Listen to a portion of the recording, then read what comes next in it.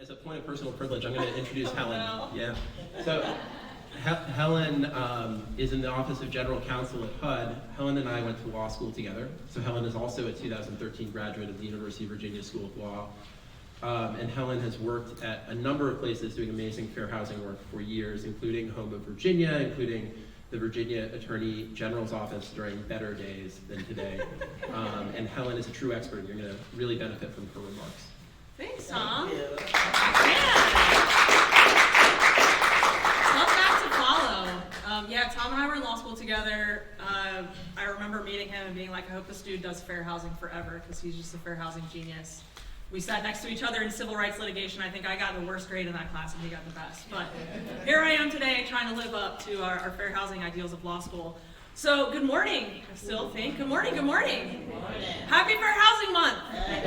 It's my favorite, but busiest month of the year. So like Tom said, I'm Helen Hardiman. I'm one of HUD's hundreds of lawyers in their Office of General Counsel. I actually work mostly out of Richmond.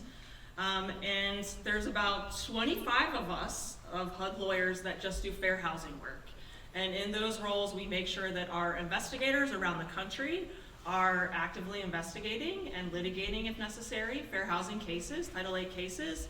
But we also have a really important role as HUD's lawyers to make sure that HUD is affirmatively furthering fair housing, and that all of the entities that HUD gives money to, which y'all is thousands and includes Arlington, are also meeting their civil rights obligations because we're giving them our tax dollars to do that, right? So it's really important work. I love doing it, and I'm happy to be doing AFFH from HUD. Unfortunately, the presentation is a little different today than I expected when Kellen and NAACP Arlington, thank you so much for having me, invited me to speak today, because last year, I don't know if folks were here, but last year, I was happy to bring to you HUD's Notice of Proposed Rulemaking, the draft rule on affirmatively furthering fair housing, which we've been working on and have promised to everyone is going to be this beautiful planning rule, enforcement rule to make AFFH a reality around the country. You heard from Tom, spoiler alert, that rule is I think stalled is a fine word. I'm not a high enough pay grade to know what's going on with the rule. I know that there are a lot of us that worked really, really hard on it, and it's beautiful, and I hope that it gets published soon. But I can't talk about it. So don't ask me about the final rule, okay? But that's okay, because like Tom mentioned, the duty to AFFH has been in the law. Don't even worry about HUD regulations. It's been in the law since the Fair Housing Act in 1968. This is like old news, which makes it exciting that it has such a strong anchor, but a little disappointing that we're still having to talk about, what the AFFH obligation is supposed to have done. It would have been nice to have accomplished fair housing across the nation 50 plus years later. But the statutory duty is still there, okay? So anyone who gets HUD money still has to AFFH. There's a lot to still talk about with AFFH, and so that's what I'm here to do today. I'm gonna cover, what does AFFH really mean? It's a lot of letters. Like, what does this mean to take meaningful actions to overcome segregation? Big, beautiful, lofty goal. I want to talk about what it really looks like in practice. Who does it apply to? Who has to do it? What does it look like when people are successful at AFFHing? What does it look like when people are maybe not so successful and they're failing to AFFH? I'm going to talk a little bit about fair housing planning, which is a key feature of most of HUD's regulations, the history of regulations, is how to fair housing plan in order to AFFH. It's really important that jurisdictions are doing high quality fair housing plans, and that folks like the Arlington NAACP are consulting with folks like Arlington and others who are doing fair housing planning. And then, most importantly, I think, how to move from a really good plan that's well informed by community input to actually making the plan happen, right? It's not putting the plan on the shelf, but having the plan turn into money that turns into real change on the ground. Okay, if we could go to the next slide, please. And Tom, we should have collaborated a little bit more. Hopefully we'll not be too redundant. But this is sort of the letter and the spirit of AFFH. Everyone knows the Fair Housing Act prohibits discrimination based on race, color, religion, national origin, sexual orientation, gender identity, disability, and family status, right? We all know a housing provider can't discriminate against someone on one of those bases. That's been in the law since jump. But this AFFH mandate has also, again, it's been in the law since 1968. So Congress, noticing all of those years ago how segregated our country was and how dire those straits were, and when they went to pass the Fair Housing Law, they said, also, in addition to not discriminating, you have to AFFH. And that means HUD and recipients of HUD funding have to take proactive steps, right? It's not just refraining, it's taking proactive steps to undo and dismantle patterns of segregation and eliminate inequalities related to housing and access to opportunity for members of protected class groups so they have fair housing choice. That's a lot of words, but it basically means housing justice for people in protected class groups. I think that's something we can all get on board with. AFFH, next slide please, has always, again, you're noticing a theme here since 1968, meant addressing segregation. So now we're starting to really get into like the nuts and bolts of AFFH. And courts since 1972 and all the way up to 215 are saying as much in interpreting the obligation to AFFH. In 1972, the court said, quoting the senator who co-sponsored the Fair Housing Act, the reach of the proposed law was to replace the ghettos by truly integrated and balanced living patterns. In 1987, a court in the NAACP case, awesome, shout out, said Congress intended that HUD do more than simply not discriminate itself. It reflects the desire to have HUD use its grant programs to assist in ending discrimination and segregation, not just generally, y'all, but to the point where the supply of genuinely open housing increases. That is what the AFFH mandate is supposed to do, and courts have been saying that forever. Fast forward to 2015, my favorite Supreme Court case, probably for law nerds in the house, maybe y'all too. And this is Justice Kennedy writing, much progress remains to be made in our nation's continuing struggle against racial isolation. The court acknowledges the Fair Housing Act's continuing role in moving the nation towards a more integrated society. Beautifully said, right? Beautifully said. Is the AFFH obligation doing that? Y'all tell me. I live in Richmond. I don't know. Is AFFH happening in Arlington? No. Sounds like Tom teed up a few ways that Arlington maybe has some other things that it can pursue to AFFH. But this is what we're aiming at, y'all, with AFFH. Next slide, please. Also, as Tom mentioned, on early, like first week of his administration, this is how President Biden put AFFH.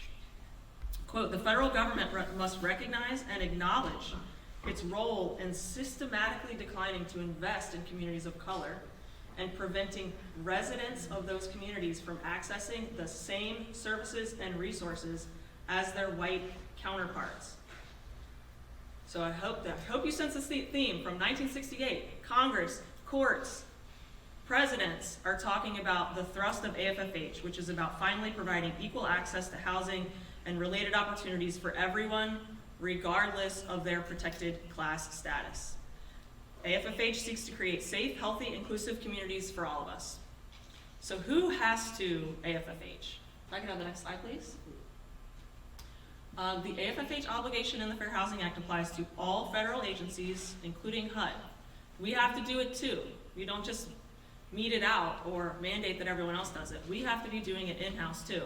And those are conversations, sometimes heated, that I have with other colleagues at HUD about how HUD is designing and administering our programs, because we have that obligation as well.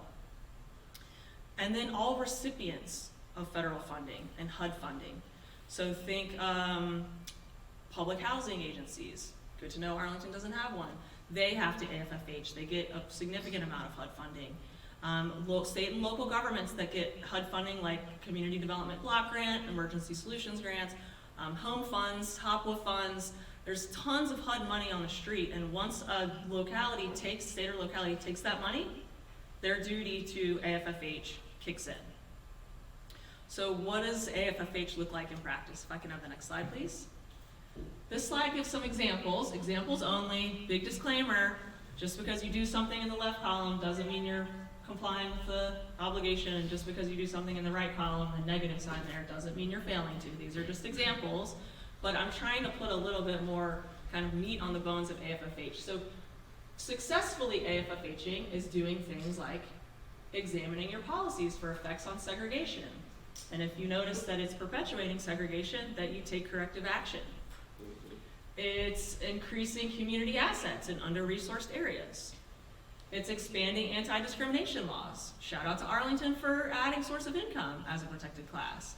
Big, bold, amazing AFFH move, and props to Arlington and NAACP for all their efforts there. And engaging in what is currently voluntary fair housing planning. What does failing to AFFH look like? Ignoring community input on fair housing issues. That never happens, does it? All your electeds listen to everything you have to say about fair housing.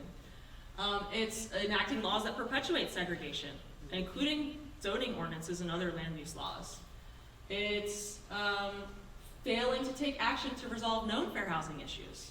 So not only do they have to listen to you when you tell them there's fair housing issues, if they don't do anything about it, you're not really AFFHing in that sense. Or, and this is like a legal term of art, but taking any action that's materially inconsistent with the AFFH obligation. So some ways to AFFH and some ways to not AFFH. If I could have the next slide, please. I mentioned that fair housing planning is an important way to AFFH. It is not the only way.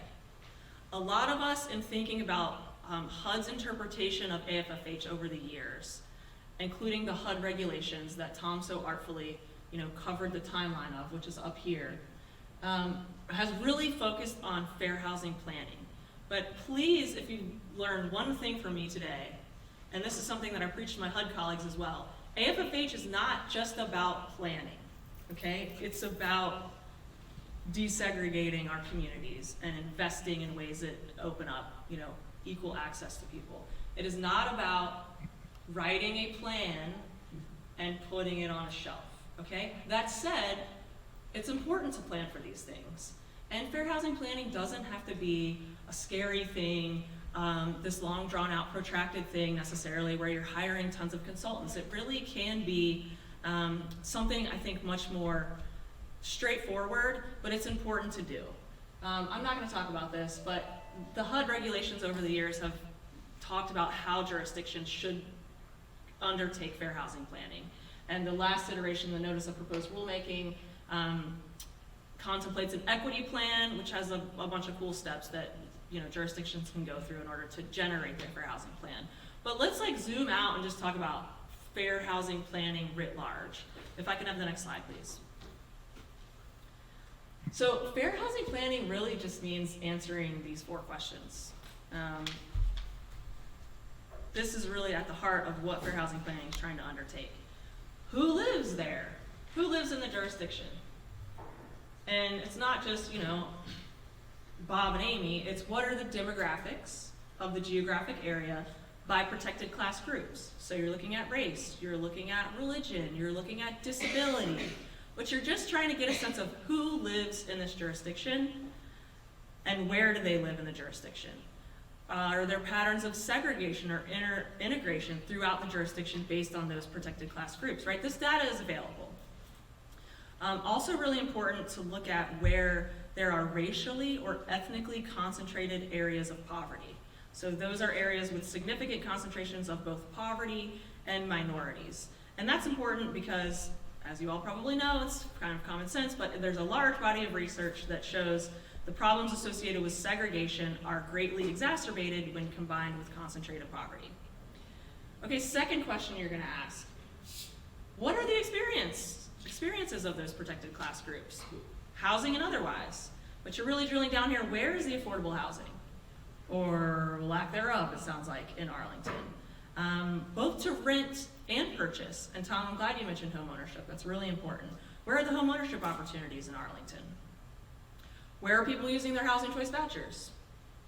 What kind of shape is the housing in the affordable housing?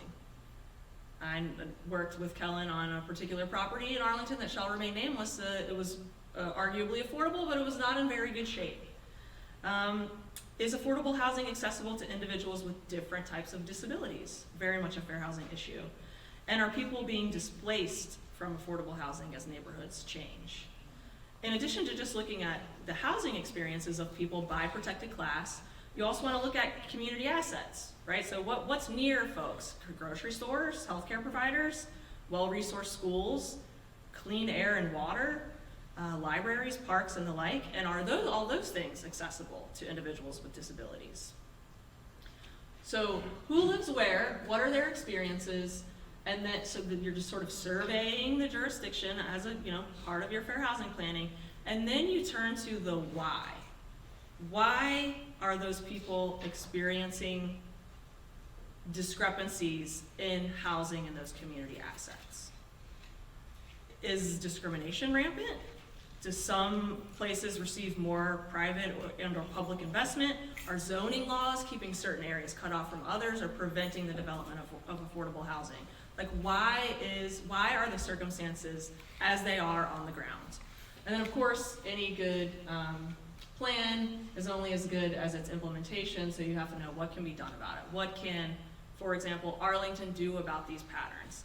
And jurisdictions are very different, have different resources and different fair housing issues, so that's up to you all to help Arlington figure out. There's no magic answer, right? This is not a perfect formula or equation that you can just put into a system and it tells you what to do. But that's fair housing planning. You just have to answer a few questions, right? You should be able to do that in like a week or so.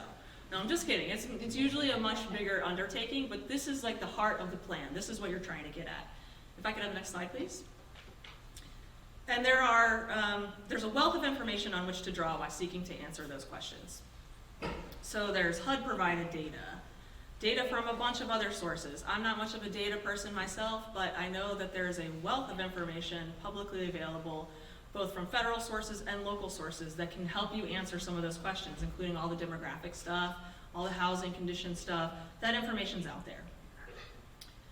Really important is that all of those different iterations of HUD's regulations that set out how to fair housing plan, they have always emphasized the need for robust community engagement.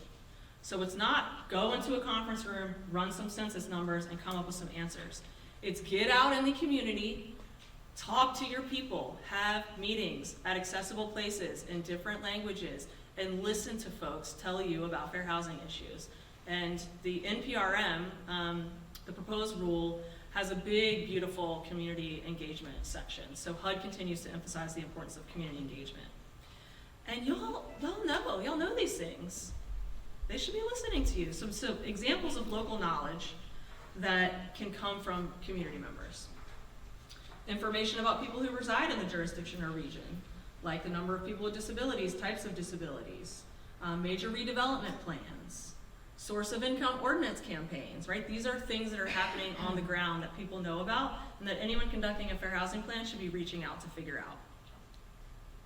Finally, HUD has always also emphasized collaboration across jurisdictions.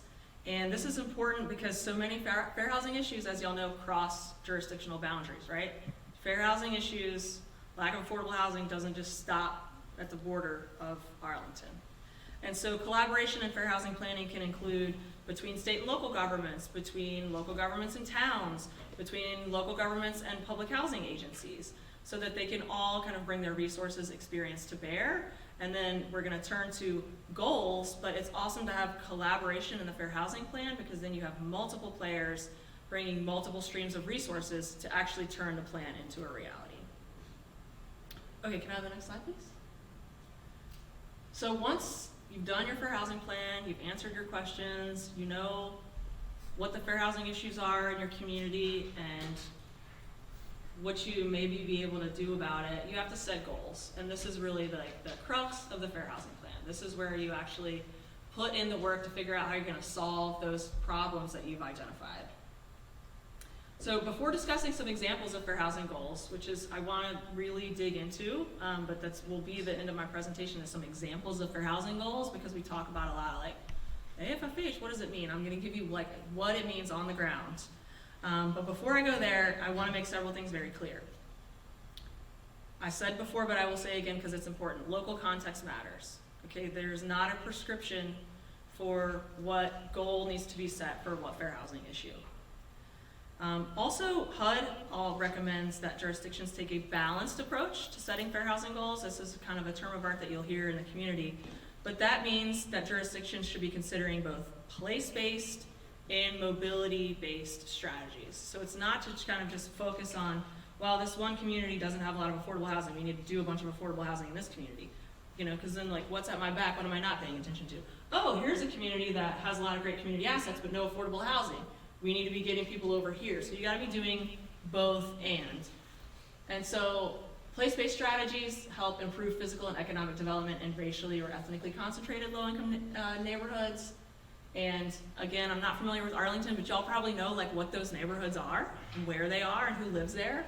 But then also mobility strategies, investments that promote integration by giving residents of those segregated areas opportunity to move to areas with greater opportunity. So jurisdictions should be doing both, thinking about all of those options when they're setting goals. Okay, let's talk about some examples of fair housing goals. Thank you. This is a lot of words, but I wanted to give you a lot of examples because this is really the whole exercise of the plan is to have these goals set, and then ideally the entity conducting the plan is going to take these goals and they're going to infuse these goals into all of their work, into all of their other plans. And all of those plans have budgets. And some of those plans HUD makes them do, and those include budgets for HUD funding. So this is the transition from the planning and the understanding to the investing in the goals. Okay, so let's say, for example, a jurisdiction identifies a fair housing issue of segregation in a specific neighborhood. That sounds like a pretty common fair housing issue. It sounds like it might be happening up here. What would be some goals to combat that? Develop future affordable housing outside of the segregated area. See, like that seems like obvious problem, obvious solution. I mean, easier said than done, but that would be a good fair housing goal for that issue. What about constructing new housing, new mixed income housing designed to integrate the racially and ethnically concentrated areas of poverty? Or, so you're starting to see those are place-based, and then kind of mobility-based would be expand mobility programs to provide housing opportunities in well-resourced areas for housing-based vouchers. Does Arlington have a mobility program? Does anyone know? There's only one in the state, and it's in Richmond. Okay, there's only one mobility program in the state, and it's in Richmond. So mobility programs aren't just like, here's a voucher, have fun, go find a house. It's actual counseling, assistance, finding the housing, making sure it's good housing, helping housing providers and landlords come on board with the idea of taking a voucher, right? It's doing a little more than just handing someone, you know, a certificate. And those are really successful programs when they're around. So we'd love to see those expanded. Let's talk about another fair housing issue. Disparities in access to opportunity for individuals with disabilities. Pretty logical goal to overcome that issue. Have enhanced accessibility features. Go above and beyond what maybe the law, the floor of the law requires for accessibility in new construction or rehabilitation of affordable housing. See, the goal solves the issue. Can I have the next slide, please? What if a jurisdiction has a lack of affordable housing? Well, they can reduce land use and zoning restrictions that limit housing supply and increase housing costs. Again, easier said than done, but you know, once you drill down on what the issue is, you can have the goals become more clear. They could maintain and preserve existing affordable rental housing stock, including HUD-assisted housing, which is diminishing, sadly. They could increase the stock of scattered site affordable housing in integrated areas of opportunity. Similarly, maybe there is affordable housing, but another issue is there's disparities in access to that affordable housing. What can an entity do to overcome that fair housing issue? Well, they can create programs to provide housing opportunities in well-resourced areas for housing choice voucher holders, like a mobility program.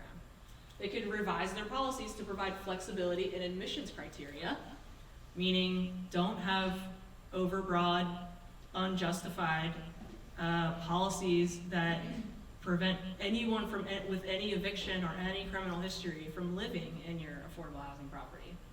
And then efforts to combat source of income discrimination. Can I have the next slide, please? Okay, here's another issue, turning a little bit from housing and more to community assets. Maybe some portions of the community have great community assets. Places where people love to hang out. Places where people are getting good health care. Community assets, and maybe some folks in the community don't have access to those types of assets. What were some goals to overcome that?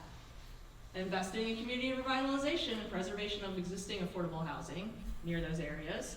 Have commercial redevelopment to attract jobs, access to financial services, grocery stores, and other businesses. And then government interagency coordination to address multiple needs, including housing, schools, criminal justice, transit, access to healthcare, etc. Big, lofty, potentially, but doable goals and strategies that ultimately mean you're AFFHing. Can I have the next slide, please? Okay, I'm gonna give you 2 more fair housing issues and some example goals so you feel empowered because y'all know your issues. Now you have some ideas of what the goals might look like and you can go make Arlington make it happen. What if you have inequitable access to affordable housing opportunities and homeownership? You can remove barriers that exist in your laws, like nuisance or crime-free ordinances. I don't know if Arlington has those, but they're a problem. You could amend your local laws to include additional protections for certain underserved populations, like LGBTQ+ persons or survivors of domestic violence. Invest in homeownership programs. If you have a disproportionate access to homeownership programs, you just fix your homeownership program. Like, I'm making this sound far too easy. Okay. I mean, like, money is a common theme in the goals, right? Okay, here's a very specific one. What if in your fair housing planning, you find, based on community input and data, that there's inequitable access to high-performing schools? Is that happening in Arlington? Yes. It's certainly happening in Richmond. Yeah, this is a big one. I have a school-age kid. Happening right in the room where we stand, allegedly. Yes, 100%. Because that's a fair housing issue, right? Because kids are going to school where they live and where they're zoned to, mostly. So what are some goals to overcome that? Realign school district boundaries, school zones, or school feeder patterns. That'd be a big deal, right? But It's a fight in Arlington. it's a fight everywhere. The biggest fight. It's the biggest fight. I know. There's something about education and kids. Yeah, it's emotionally charged. But this is something that jurisdictions can do to AFFH. And they have to AFFH. So they should be doing this if this is a genuine fair housing issue in their community. Or increasing, here's the money one again, increasing funding for schools in racially and ethnically concentrated areas of poverty so that all schools, which I think should be the case, all schools are well-resourced no matter where they are. So I'm gonna conclude here, having given you some hopefully high-level AFFH stuff and nitty-gritty weedsy AFFH stuff. You can do my final slide, pretty please. Just by, again, wishing you happy Fair Housing Month. In line with HUD's theme this year, I did not write this, but it's good. Fair Housing, the Act in Action. I'm really pleased to be here today with you all to reaffirm the Fair Housing Act's commitment to do more than just prevent discrimination. Just as the Act's sponsors called us to do in 1968, we must take proactive steps to move our whole nation to a more integrated, inclusive society so that someone's race, color, religion, national origin, sexual orientation, gender identity, family status, or disability does not dictate where they can live and what opportunities they can access. And I'm happy to take questions if that's appropriate. Yep. We have 15 minutes. Thanks, for y'all. questions.